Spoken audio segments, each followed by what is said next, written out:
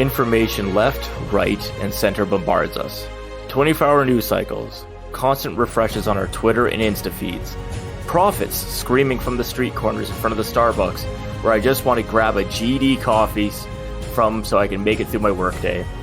Let's face it, we all know we can't see Sasquatch because the Greys are shooting mind-controlling gamma rays on the Earth's surface because of their arrangement with the fine people of PBS. These are just the facts, people. Much like a constant barrage of UFOs that buzz my house while I try to sleep while clutching my stuffed Alf doll that I grew up with, school curriculums change. The Oilers lose to the Montreal Canadiens and Jeff Petry's trade still haunts me. The various new COVID variants have shut down Alberta once more. Kinda. I heard the new moon variant is going to really put us over the edge. Where do you turn to filter this constant flow of information? Well, it should be a source that is smart, cool, calm, and collected. A place where someone doesn't call them Canadian gooses during last week's intro. A place where the inside track is just known as the same path I take every day to the washroom. Where that one amazing fact you heard can be deciphered and proper shenanigans can be called. Well, you clearly have not found that here on Those Canadian Lads, but you tuned in, so you're going to get our take on something at some point. Brad, how's it going this evening? Jeffrey, how the hell are you doing? And those Canada Gooses are back in full force. I love it.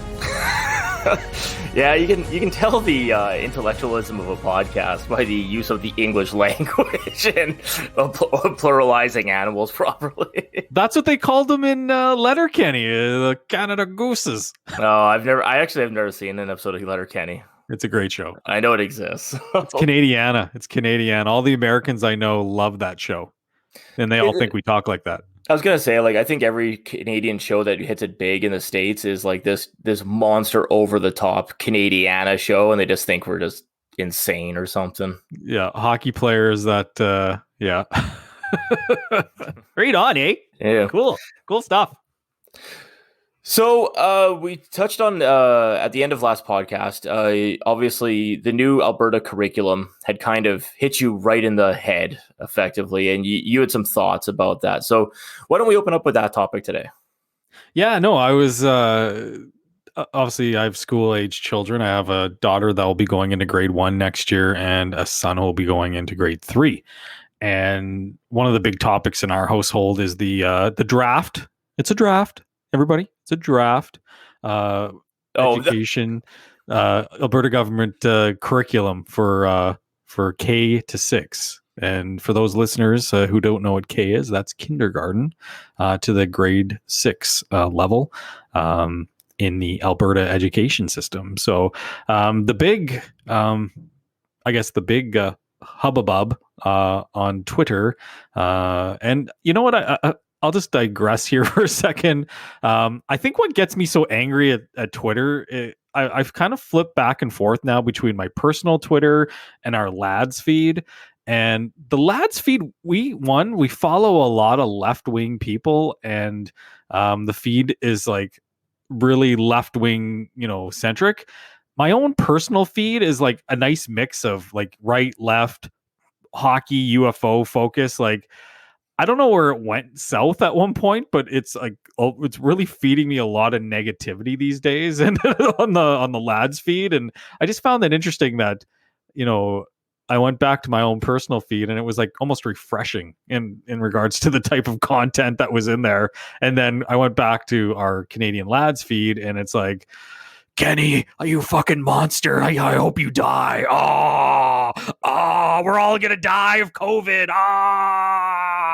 And then back to the curriculum.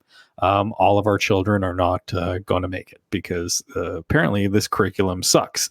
Now, I've reviewed the curriculum, and I have to admit, it seems, and it's a draft, Jeffrey, it's a draft curriculum. I got to admit, it seems a little interesting and a little kooky. Like, and I'm focusing in right now on like the social studies curriculum for like grade 1, where my daughter's going into. And the way that's laid out in front of me, just in this kind of bullet point form, like for grade 1, it's early peoples and civilizations, First Nations and Inuit traditions, including early Indigenous principles of value and bartering, trade, conservation, sharing resources, cooperative relationships, ways early ways early civilizations were governed, migration and settlement of ancient civilizations, how people meet needs and wants. Being money wise involves making decisions and priorities. So that's the grade one, and like that's not too like kooky. I don't think that's that kooky. Um, I'll be honest, and you're gonna have to help lead me down this a little bit because, I don't really know what kids are supposed to be learning in certain grades. Like, so yeah, you're right. To me, I'm kind of like, my initial thought when I saw like the grade, I looked at the grade by grade level myself. I don't have it in front of me. I didn't realize we're gonna recite everything word for word, but, I guess the question I had was, is that too complex for grade one? I'm sorry, this question might sound mean, but it's a legitimate question, and it's to help grade me on where kids are. Your daughter can spell, I'm assuming, and all that stuff. She's learning to spell. She can like trace words out of books. She's doing that recently, so that's kind of cool. Okay, so legitimate. Okay, so if you were to give her a sentence like the cat said meow, she probably spelling that all out in a quick manner is not on the table, and it's not a knock against your daughter's intelligence, right? No, that's the thing. So, She's so she'll be all right going into this. It's also to how it's going to be educated and brought to those students, right? Like early peoples and civilizations. Well, what does that mean? well, And I guess that's what I'm getting at. Is that too complex for grade one? I think so. And then Okay. when you look at grade 2, foundations of modern civilization, origins of democracy. And this one really jumped out me because it's in the Alberta curriculum, and it's more religious based, and it's belief systems associated with Islam, Judaism, and Christianity, and how they help shape the current world. For grade 2. Yeah, it sounds a little heavy for grade 2. Yeah, the origins of the Silk Road trading route and the connections between cultures and religions across the area between Europe and China. Yeah. Once again, probably seems a little too complex. Ideas and culture around the world. How trade and business work. Well, We're still figuring it out. I was gonna say like 20 years in business and after college education, and I'm still working that one out. Oh man, it's yeah. And then grade 3, it's like history of New France. The one really gets me in grade 3. This is where I think the Kenny indoctrination is starting to happen. Is resources and products of Canada. Yeah, and guaranteed it's like oil. It's oil. Yeah. I somewhere in Saskatchewan, Bo's listening right now, and he's like, we're a resource-based economy. We are dependent on oil. And you're right, Bo. We are. And our kids are going to learn about that now. Yeah, I did. Like, obviously, I said, like, in regards to the subject matter, I don't. Okay. In regards to like, if you ball up everything and make it, what you're going to learn from kindergarten to grade 12, I suppose, and you touch on all these little things along the way amongst all the other topics that everyone wants to talk about. I'm fine with it. It just, the order doesn't seem to make sense. And yeah, that one stood out to me a lot too. I'm like, of course, there's natural resources and products of Canada and Alberta right in the middle. I'm like, yeah, of course. So. What was the kooky thing is, though, apparently Jason Kenney's grandfather was a musician. And I think it was related to like swing music or like jazz music. Zoot Suit Riot. Yeah, the Zoot Suit Riot. Little Brian Seltzer orchestra action. You know, I don't have a new Crystal song for us this week. So. Oh my god! That song, I listened to like the whole thing one afternoon. I was just on a drive, and I'm like, play "He Hit Me" by the Crystals, but that's not the full name of the song. It's like "He Hit Me," and it felt like a kiss. That is messed up shit. I was still like, I was thinking about it, and I think it was on an episode of Mad Men. Yeah, actually, when I was trying to find the song to download, it was off of Mad Men's soundtrack. I'm sure because I did enjoy that show. I'm sure when I heard it, I was like, oh my god, but I blocked it out of my memory, I guess. But anyway, so you were saying, but. Something about Mart Kenny. He was Jason Kenney's grandfather, but he made his way into the curriculum for music, I think, especially around the jazz. And it's like, how the frig does that happen? He wasn't even well known. Yeah, I have no idea who. There's some UCP trickery going on, I think, Jeff. I think they're having some fun with their majority government and the political left that's very focal on Twitter. And let me just say this: best tweet I saw all week was a news person coming out and saying there is the minority of Albertan, or there's a small minority of Albertans that are very vocal on Twitter. It doesn't speak for the majority of Albertans out there. And that being said, too, if you think about it, like we don't have to live with it. We can be vocal about it, but at the end of the day, the majority of Albertans voted in the UCB government. Yeah. So what do we do? Do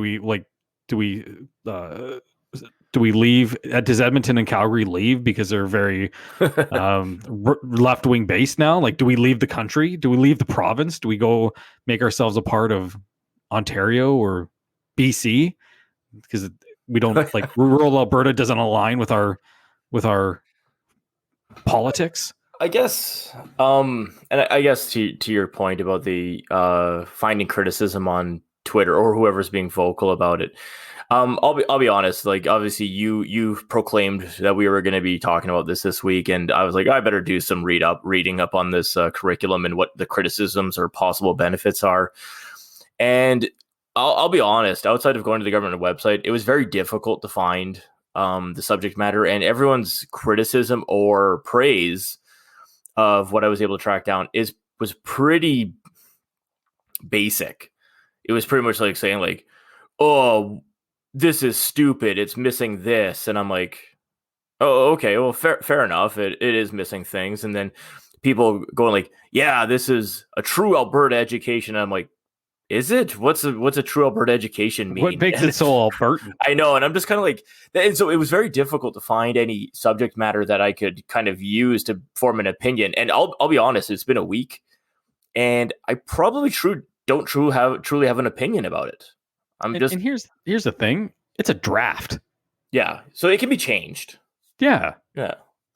I'm not, at first I kind of folded into the peer pressure of everybody losing their fucking minds. But, taking a step back, it's like they have time to fix it. They can fix it. They can, take they have a friggin' a survey online. Get out, give your opinion. Maybe they'll listen to you. Maybe they won't. Maybe they don't want to listen to you. Maybe in grade 6, you're going to learn about racial segregation in America, inequality of voting rights affecting Indigenous people and people of color, comparing the histories of Canada and the United States. Yeah, I think those are probably good topics to learn about at some point. Grade 6 actually probably sounds legitimately an okay time for that, but yeah, I think so. I think that you're almost going into junior high and you're going to become a loser and lose your mind because hormones are starting to flow through your body and your brain doesn't work anymore because you're only thinking about one thing, especially boys. Yeah, well, for sure. Yeah. Why did it move, Dad? I constantly, I can't believe, like, my wife and I have been together for a lifetime now, and I still tell her horror stories of teenage Jeff and the horrible thoughts that go through your head. And it's just like junior high. She still learns new stuff. We should do a full episode of junior high. I did so many stupid things. Oh yeah, I had no brain. Up until like I was 25, to be honest. I guess going back to it though a little bit. I guess if I was going to level a criticism of it, as I said, it does seem to me that the Alberta government probably did consult with people who are involved in the teaching process. And I do think the teachers union did say that effectively, that they were asking for an advanced draft back in October so that they could maybe help out or criticize or whatever they wanted to do with it. But it does seem to be one of those situations where I'm kind of like, I think you guys probably had maybe even the best intentions, but you probably didn't really decide or go and consult with a bunch of people who would say, yeah, this is the way we want to do it. Plus, of course, the news comes out, I think, yesterday that it sounds like a lot of this is plagiarized from That's the best. That makes it the best now. Well, it's one of those things where like I always go and rant about this, but I'm like I didn't have a moral problem with people going on vacation, MLAs going on vacation. I'm like because people could go on vacation, but it's just like when you do stupid shit and you get caught. I'm like that's when I'm like I can't trust your decision making anymore because you're too dumb to be. You can't get caught. That's the best. It's like doing a book report, but getting it off the internet. Like people were getting caught back in like 98 trying to take shit off the internet. Like, oh yeah, you can't do anything now in regards to plagiarism or anything like that. You're going to get caught. And it just speaks to this government though. Like just it's a cartoon. We're living in a cartoon.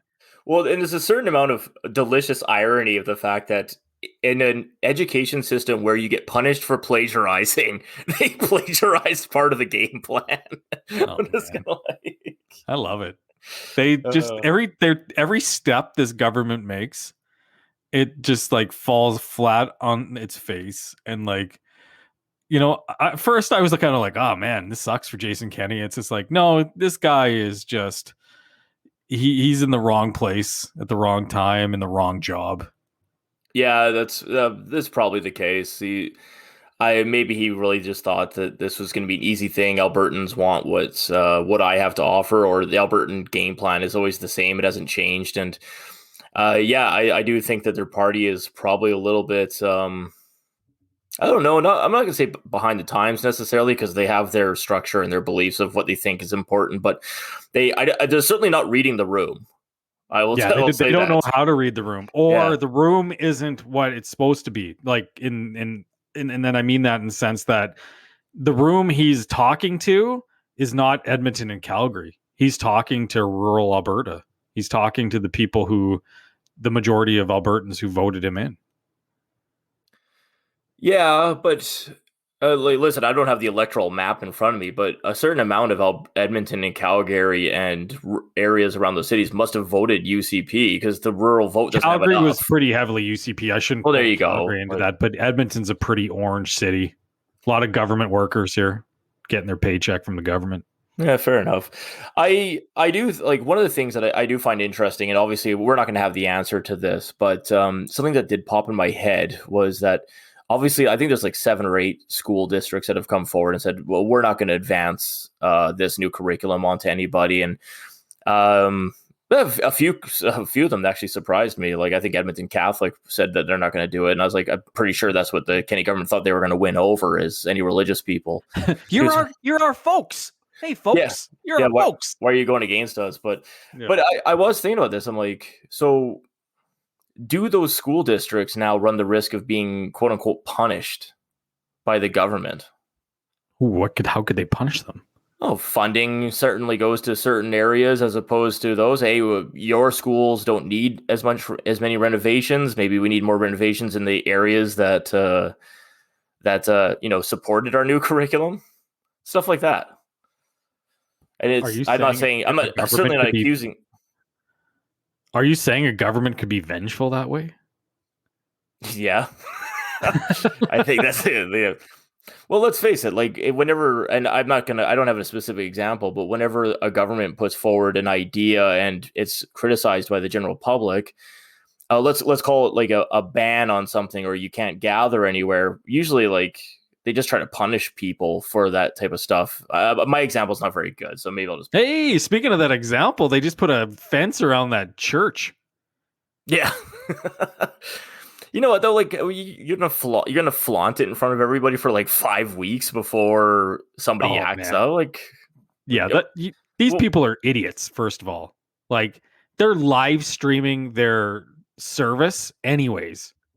You know, the wife goes on Fox News and talks about how their, civil rights and freedoms are being, blah blah blah blah blah.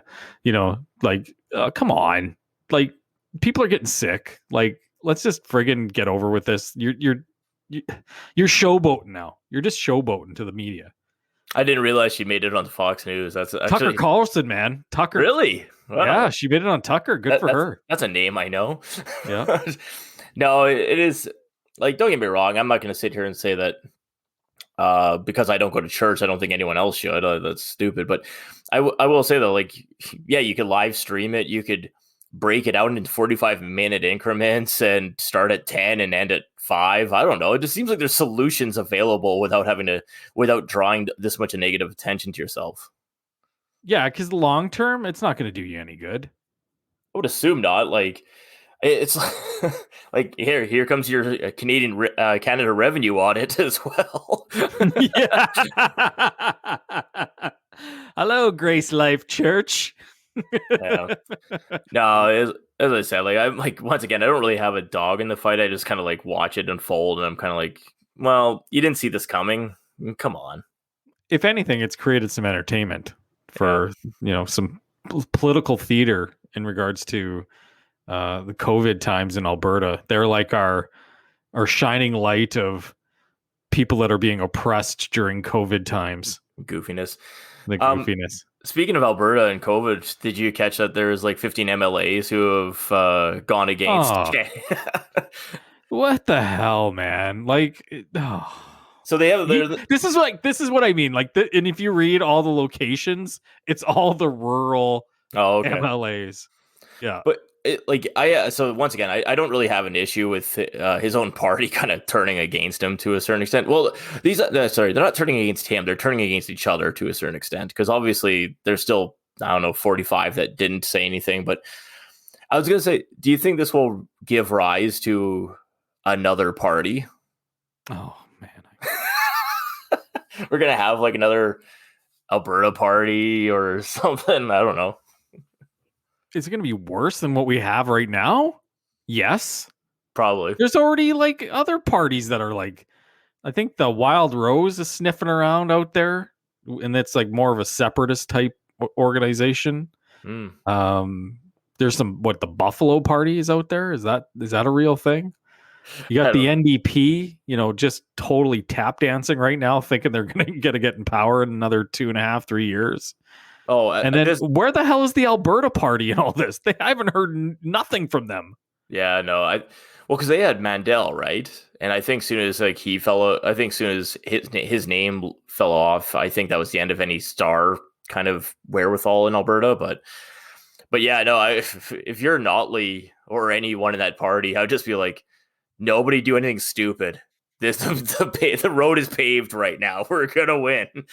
You stay in your house. Yeah. You stay in your house. You don't talk to anybody. Shut your mouth. We're going to win this thing. Yeah. We're going to put this province more in debt than it ever had been before. Woo! Well, that's another thing. Like, that does it even matter anymore? Like, no, I'm just joking. I'm just like, in my opinion, it matters, but I'm like, fuck. Well, because we're fiscally responsible adults. Well, right? I can't go into that much debt, and I don't get me wrong, I know money needs to be spent on things, but it's just like. Well, I actually want to bring something up, and I didn't touch on this before, but have you heard of Haroon Ali? No. He's the 17-year-old who's running for city council in Edmonton. Oh, okay. Hey, ambitious. Yeah, and he's the Brad Cheknita of 2021. That's a gentleman who ran for city council, I believe, in the late 90s. He was a young fella like us, Jeff, and he didn't win. But this is where I have a problem. You say it's ambition, but I don't know. Personally, I don't like where his political stance is, but I also don't like the fact that, you got to be before you become. I think I've said that in various podcasts. You got to experience life before you take it to the next step. The other fact of the matter is he hasn't paid a dime in taxes in his life. He's 17 years old. Right. That's a problem for me. If people vote him in, and they won't, because smart people won't put a vote towards somebody who hasn't paid a dime of taxes in their life into the city. You gotta be before you become. You gotta provide. You gotta be a member of society, a tax-paying member of society before you have a say in things. And that I had to learn that lesson. And I think that's what this guy needs to do as well. Well, I think life has to beat you down before you earn the right to try to take a job where you can fleece society. Yes, because that is your view on politicians. Yeah, I think like, if you get beat up by life and then you're like, the hell with this, I'm gonna go find a way to steal people's tax money and just not really accomplish anything for 4 years at a time. Hey, I'll go for it. But You know what bugs me? It's just like the smugness of this kid, and it's just like, man, you're 17. Go to university, go enjoy life, get a job, pay some taxes, then run for city council and say, hey, I did all these things, but you can't be taken seriously coming out of high school before you step out of, like, Jesus, Murphy. yeah, as acknowledged, I don't know who this kid is. I would say though, that as a generality, kid might be super. He seems smart. really smart. I was gonna say, might be charismatic, might be super smart, might have great ideas. It's just you don't want. I think you only have a few shots of this in life where you have a chance to kind of really make a difference.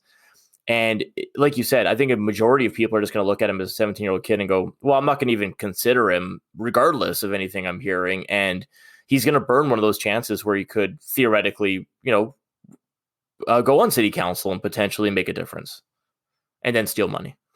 But yeah. Steal money. Well, that's, I guess, a city council paycheck anyway, if you want to look at it that way. Yeah. Well, and you're not a citizen of this city anyway, so they'll use that's resources and yeah. I got my own city council I hate, so don't worry about it.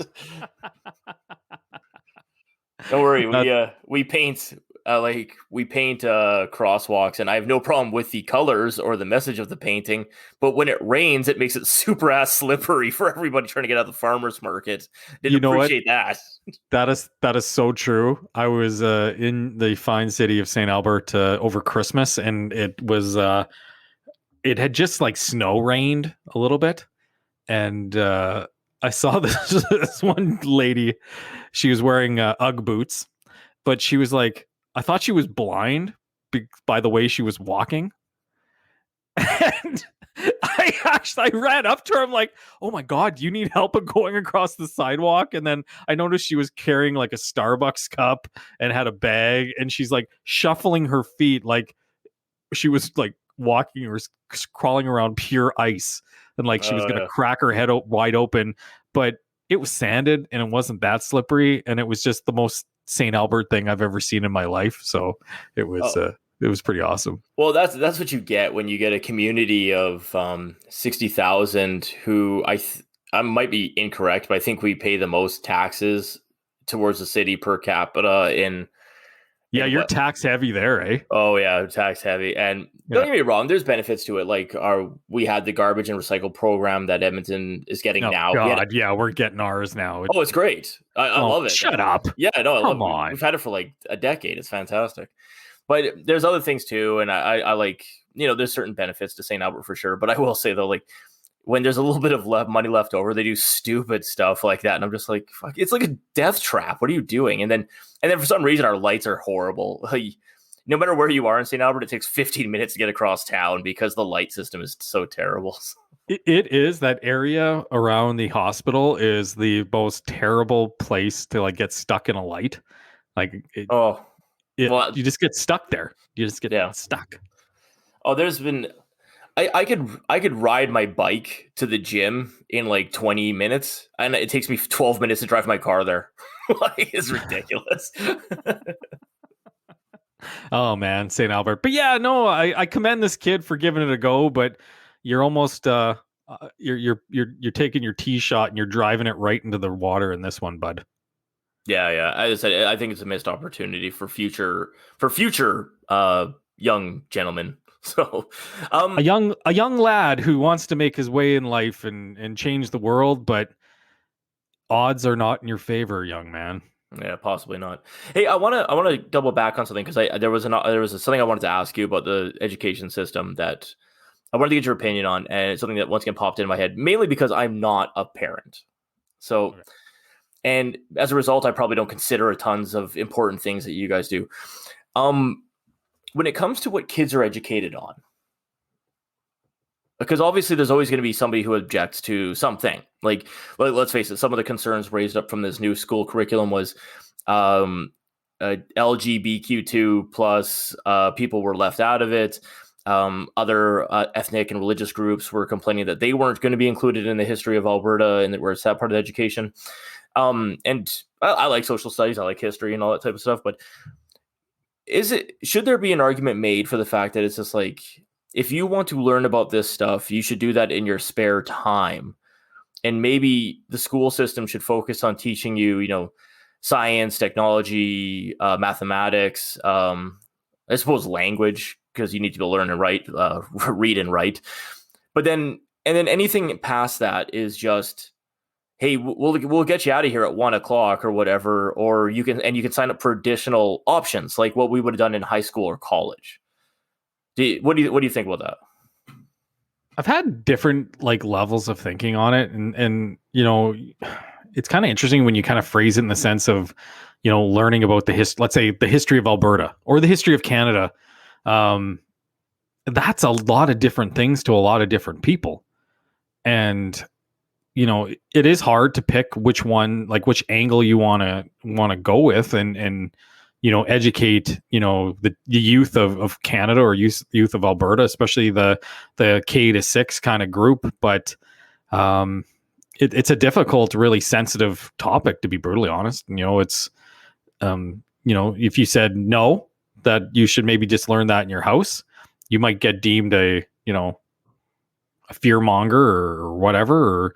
And if you say yes, then what else do you include? So I think that's a heavier topic and something that I think parents need to choose those angles. And my children are in Catholic school, and my daughter's talking a lot about the death of Jesus right now, because that's what they're learning about in kindergarten. Just came and went. Yeah, but no, but seriously,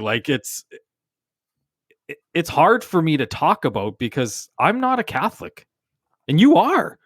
And it's hard for me to talk about. And we put our children in that school because it's a good school. It has good morals. And it's hard for me to talk about it because it's something that I don't know what I believe in.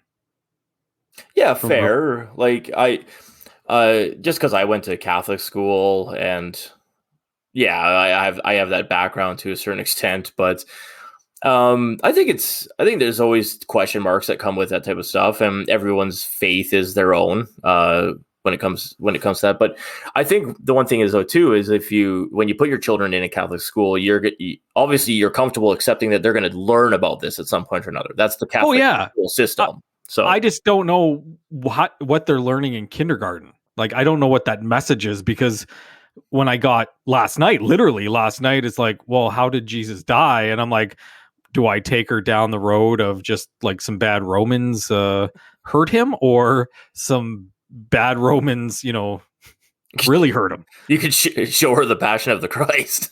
I could, yeah. Honestly, that image went into my head. It's like, okay, you're gonna meet was it Dan Cassavetelli or whatever the guy's name who played Jesus, but or the Lego version that I saw in a bookstore one time. So there was a Lego version of the crucifixion. Oh yeah. News to me. Yeah, I didn't. I haven't seen that movie since it came out. I forgot. I did see some stills of how it looked. I forgot how violent that movie was, though. Yeah, that's a pretty violent movie. So, and maybe if as the story goes, something that really happened, that's probably a pretty close depiction of it. Right? Oh yeah, I'm sure it was. Yeah. Happy Easter, everybody. Happy Easter. Yeah.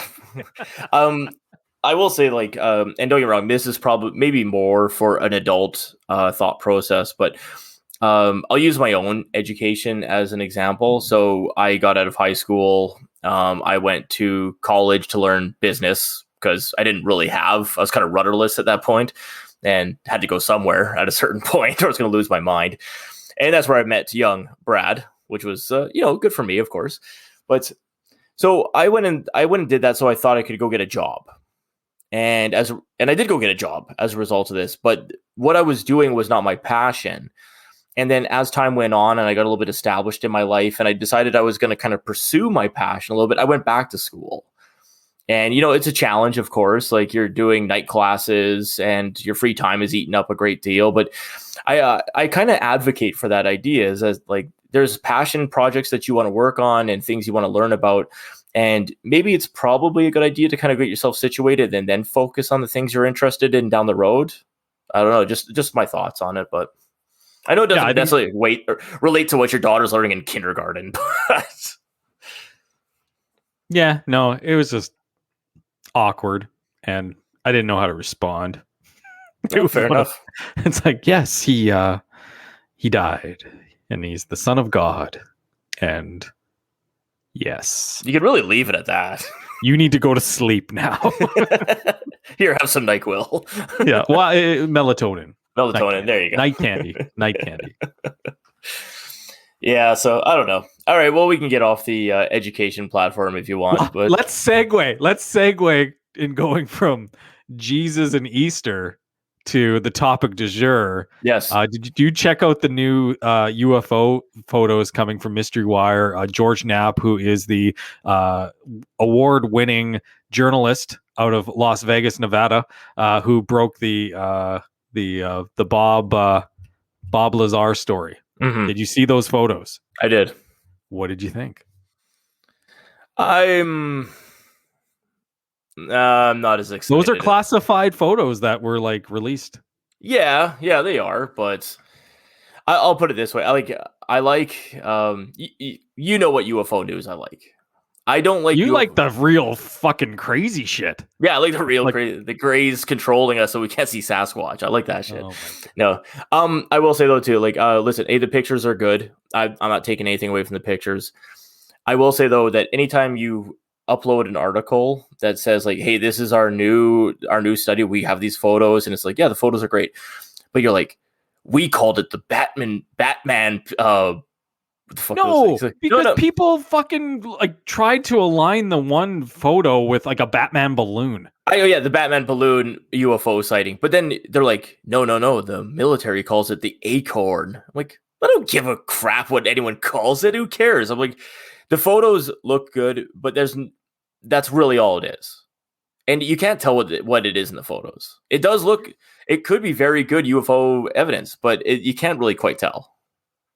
I guarantee you there's more video or photo of that stuff because like I'm sure you gotta think that like he was snapping away. Like if they see these things, and this is the guy in the back of the cockpit in a F-18 fighter jet, and he's just like snap, like he's probably losing his mind. I would love to hear the audio from the cockpit, like, oh my God, what the is that thing? And there was 3 things.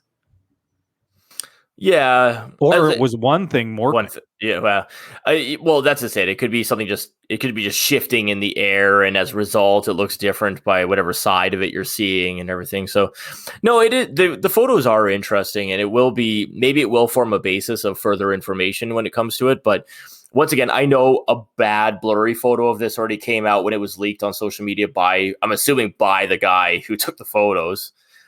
Oh, it has to be. It has to be. Yeah, But it's just like, okay, we just got a clearer version of those photos. So it is good to get that information. But at the same time, I'm like, this wasn't particularly new stuff to me. So no, the addition of the 2 new photos, like really interesting stuff. But they also released the location that they were seeing multiple sightings of this, right? And it just adds to, I guess, the narrative that there's more information coming out of the U.S. government. I think an admiral was asked questions this week from the U.S. Navy, and they kind of broke down some color. John Radcliffe, the former, I think, national CIA type guy who was on Fox News, he was under the Trump administration, said, yeah, he was trying to release it, prior to him leaving, but he couldn't get it out in time. And this is where the whole report is coming out in June. I think there's some shocking shit coming out. Like they've already identified that, yes, there are UAPs, which are UFOs. They don't know what they are. They don't think it's other militaries. And like, so what is it? Yeah, as I said, like I think we're going to get a dump of information, which is going to be a lot more reports on sightings, pictures itself. But as I said, I don't think we're going to get down to the brass tacks of here, the government has definitive proof these are alien in nature from blah, blah, blah, blah, blah. Because I just don't think we have those answers. And I think it would be interesting if we find out that the government has somehow secured, because they even said that when they saw the acorn and they were trying to determine what it was, part of the idea was for them to capture whatever they thought that thing was, which makes me believe, I'm like, did they believe it was the size of a drone and they were able to probably get a hold of it somehow without shooting it out of the sky? But I do, I would find it very interesting if somehow the government does have, like what Bob Lazar alluded to in his interviews, is that they have the material that these spaceships are made of. We've done experimenting on it. We have proof that it's not of this world. That for me would be big news. Yeah, I don't know. Like, I think we're gonna get the big news. Like, I think we're gonna get something of substance here that's gonna kind of rattle everybody, because we're kind of heading down a technological kind of highway that, you know, we're gonna be able to sense other things, like the James Webb telescope. It's going up on October 31st. It's the replacement essentially for the Hubble telescope, but it's like, I think it's like either 10 times or 100 times more powerful. And they're going to be also to detect like atmospheres on like exoplanets and things like that with it, and really go back into, you know, the start of the universe, things like that. This thing's a game changer. If it works, they don't break it before they send it up into space. But at the end of the day, like, we're in like this technological kind of, you know, unbelievable stage in history, right, where stuff's coming, you know, at us like left, right, and center, right? It's we're a matter of years away from like mind-blowing shit. Well, hey, we've already had mind-blowing shit. Like, you really think about like how far technology's come since the Oregon Trail games that I would have played in grade 6. Yeah. You got distantry or yeah. But no, things have come a long way, and it doesn't matter what facet of our lives it is. It's technology, and as a result, people are finding new careers, like Katie, who came on a couple weeks ago. We're being able to see into distant galaxies that we were never able to see before. So, yeah, no, it's coming a long way, and you're going to get a lot of great information out of it. It'd be fantastic for that new telescope to like snap a picture of some alien riding a space horse with his cowboy hat up in the air, and we have definitive proof of something weird out there. But these guys are effing crazy. Like, yeah, why is he wearing a cowboy hat? Yeah, they've been here all along. That's why. Well, it'd be interesting if it was like, it looks exactly like that alien autopsy video from like '98 with the guy from Star Trek hosting it. That'd be awesome. It's not. They're gonna look like us, and it's gonna be awesome. It'll be us from the future, traveling through the wormhole. You know what? Somebody was saying, I saw another thing where like maybe they're using the world's oceans as fuel. Maybe water is fuel for these crafts. Maybe Earth is like a gas station, like just a stepping stone to get where they're getting to. I like that, actually. We're like a Texaco, yeah, like a truck stop, and at like every truck stop, there's like ladies of the night that are there for the aliens. They're just like, you know what? Turn your fucking lights on. Let's scare these human beings. Yeah. We're never stopping in this dump. They're going back to the promised land. That's one of the things that like I have thought of too. Is just like, who's to say that the aliens wouldn't have the same sense of humor and stupidity that we would have had? Like, if hey, yeah, let's scare these I don't know, these inbred fucks. Like, flash our lights at them. That's the thing. Like, you ever sit there and just kind of think deeply about it? It's like, why are they here? Well, maybe they are just wanting to fuck with us. Like, why would you what's the point of just flying through our atmosphere? Yeah, other than to be seen. Yeah, they're like, they somehow receive our news feed, and they're like, hey, let's see if I made it on the news tonight. And like that Tic Tac UFO, right? Like, it's essentially that thing was just mocking that fighter jet, David Fravor, the fighter pilot, like, right. Just like toying with him. It's like, yeah, this guy wants to play. I'm going to play with you. Yeah, let's play, motherfucker. That would be great. I'm that's the narrative I want now. I want them to be just like toying around with us, and they're not even interested. They're just college frat boys. Yeah, they're just throwing empty beer cans at us as they drive by. Let's abduct somebody. Let's fuck with them. You're not going to sleep for the rest of your life, you son of a bitch. Yeah. Oh man, I love it. Oh my god. That's awesome. That's good. Well, dear listener, I think you could probably tell that Brad and I have each had probably a long day and a long week. I don't really have all that much to go on, Brad. Do you have any last topics you want to bring up before we maybe call it quits for the night? You know what? We're going to mail it in episode 22. If you've listened, we'll have better content for you next week. But I think it was a fun conversation, kind of talk a little bit about the Alberta government's curriculum. You got some 17-year-old politician in Edmonton, and he hates Mike Nickel, by the way. Mike Nickel, who's run for like mayor 3 times and lost. I think he ran against Bill Smith twice. If you lose against Bill Smith, old man Bill Smith, twice, you're in bad shape. So you know who was a great mayor, by the way? Jan Reimer. She was great. Yeah, I was in a recycling club back in grade 6 in elementary school, learning how to recycle back, I think it was like 1990 or something like that. And I got to meet the mayor. All I remember is the fantastic sandwiches at the Moutard Conservatory. So it was a cool event. It was on the news. I have no such memories, but I do remember a friend of mine lived near where I'm assuming Bill Smith lived. And he had a Jeep Grand Cherokee with the mayor's symbol on the door. He used to drive by, going like 90 in a 60 zone and just scare the shit out of him. That's the only thing I really remember about Bill Smith. I'm the mayor, out of my way. I gotta go cut a ribbon. I gotta go to the River Valley. It's my River Valley. I can go as fast as I want. Yeah, that would be kind of cool if you're like the mayor, you're like, I got 4 years of not giving a fuck, just doing whatever you want. Don Iverson's sitting back. He's like, you know what's really gonna fucking piss these guys off?